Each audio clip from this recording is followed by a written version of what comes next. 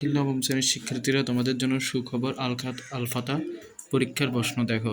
আকাইদে ফিকা নবম শ্রেণী। দেখো এমসিকিউ তোমাদের 40টা লিখতে হবে। 1, 2, 3, 4, 7 দেখেছ? এই দেখো উত্তরগুলো আমি দাগিয়ে দিয়েছি। তারপরেও তোমরা নিজ দায়িত্বে একটু যাচাই বাছাই করে নিবে, বুঝেছো? একটু যাচাই বাছাই করে নিবে আর কি উত্তরগুলা। তোমাদের সুবিধার্থে দাগিয়ে দিয়েছি, দেখো। এটা পড়লেই তোমাদের হুবহু কমন আসবে আশা করা যায়।